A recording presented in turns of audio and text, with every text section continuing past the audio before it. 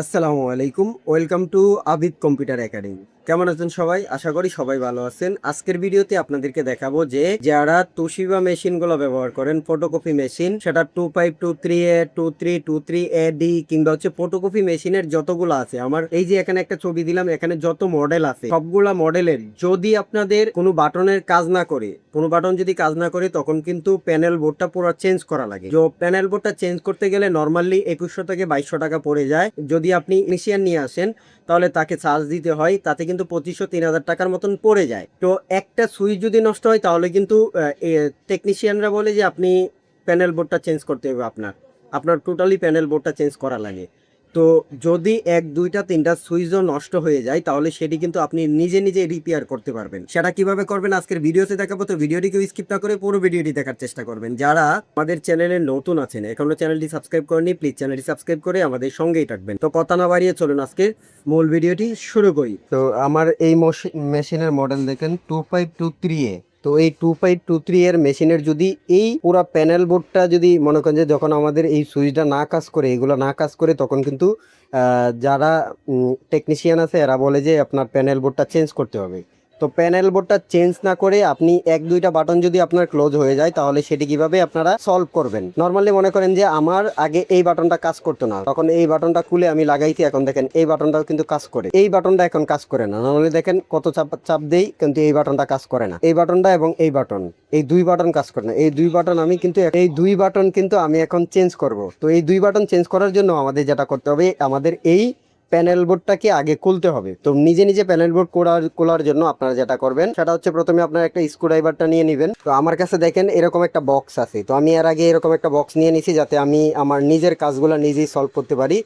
তো এটা দেখেন, তো টোটাল A to Z কিন্তু সবগুলাই এখানে পিন দেওয়া আছে। আপনারা যেটা যেটা যখন কাজের দরকার লাগে তখন কিন্তু এটা দিয়ে কাজ করা যায়। এখন এই প্যানেল বোর্ডটা পুরোটা আমার খোলার জন্য আমার মেশিনটাকে অফ করতে হবে। আমি মেশিনটা প্রথমে অফ করব। অফ করার পরে এই যে এখানে দেখবেন একটা কভার আছে, এই কভারটা যদি আমরা যদি এইভাবে একটা টান দিই তাহলে কিন্তু এটা খুলে যাবে। আমার এটা খুলে গেছে। এরপরে দেখেন এখানে একটা নাট আছে এবং এখানে একটা নাট, এই দুইটা নাট খুলতে হবে। নর্মালি নাটটি খুলি।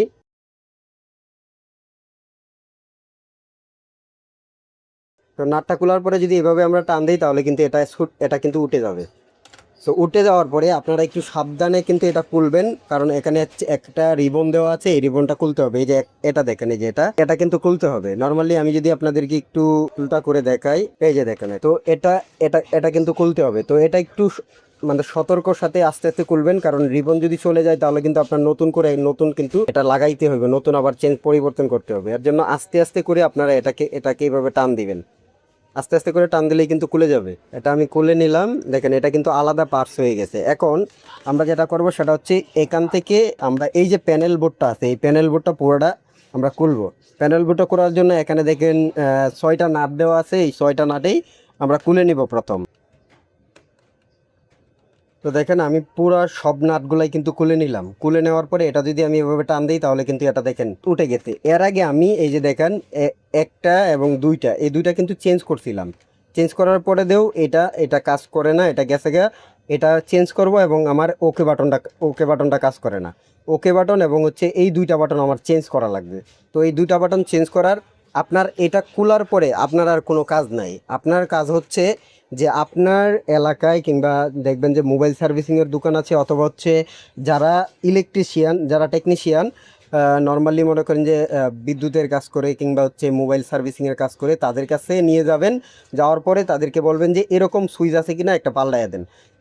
যদি দোকানে যান, দোকানে গিয়ে যদি বলেন আমাকে এই সুইচটা পাল্টাইয়া দেন, এটা কাজ করতেছে না, তখন কিন্তু উনি হটগান দিয়ে হিট দিয়ে এটা কিন্তু উঠায় ফালাইয়া দিয়ে আবার নতুন একটা সুইচ লাগিয়ে দিবে। এই সুইচটা লাগানোর পরে আপনারা যেটা করবেন সেটা হচ্ছে, প্রথম আপনার এই প্যানেল বোর্ডটা আপনারা যেভাবে ঠিক করছিলেন ঠিক সেভাবেই আপনারা প্রথমে 6টা নাট খুলছিলেন, এই প্রথমে এই 6টা নাট লাগায় নিবেন। লাগানোর পরে আপনারা যেটা করবেন, এখানে যে রিবনটা লাগাইতে হয় সেই রিবনটা একটু সতর্ক সহিত আপনারা এই রিবনটা লাগাই নিবেন। রিবনটা লাগানোর পরে আপনারা উপরে কভারটা লাগাই দিবেন এবং নাট দুইটা লাগাই দিবেন। লাগাই দেওয়ার পরে আপনারা দেখবেন যে আপনাদের এই প্যানেল বোর্ডটা আরও আপনারা কয়েক বছর পর্যন্ত ইউজ করতে পারবে।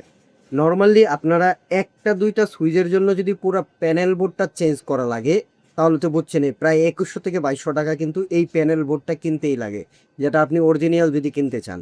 আর যদি কফি মাল কিনেন তাহলে 1500 থেকে 1800 টাকার মধ্যে কিনতে পারবেন। আর টেকনিশিয়ান যদি আপনি আনেন তার ক্ষেত্রে তারে সার্ভিস চার্জ দিতে হয়, সেটাও আপনার খরচ হয়। তো আপনি যদি এভাবে কুলার করে যদি আপনি নিজে নিজেই সলভ করতে পারেন, আপনার আশেপাশে টেকনিশিয়ান দিয়ে আপনি যদি সুবিধা পরিবর্তন করে নেন, তাহলে কিন্তু 100-200 টাকার মধ্যে কিন্তু আপনারা কভার করতে পারতেছেন। যদি মেশিনের কাজগুলো আপনারা এই সামথিং কিছু কাজ যদি আপনারা নিজে নিজেই করতে পারেন, তাহলে কিন্তু আপনার অনেক টাকা কিন্তু সেভ হয়ে যায়। তো এভাবে চাইলে আপনারা খুব সহজেই কিন্তু সুইচ কাজ না করে সেটা কিন্তু পরিবর্তন করতে পারবে। আশা করি বুঝতে পারছেন। আজকের টিউটোরিয়ালটি যদি কেউ না বুঝে থাকেন কমেন্ট বক্সে কমেন্ট করতে পারেন। এরকম আরও দরকারি টিপস পেতে যারা আমাদের চ্যানেলটি এখনো সাবস্ক্রাইব করেননি, প্লিজ চ্যানেলটি সাবস্ক্রাইব করে আমাদের সঙ্গেই থাকবেন। দেখা হচ্ছে পরবর্তী কোনো এরকম আরও ইন্টারেস্টিং টিউটোরিয়াল নিয়ে। সবাই ভালো থাকবেন, সুস্থ থাকবেন। আসসালামু আলাইকুম ওয়া রাহমাতুল্লাহি ওয়া বারাকাতুহু।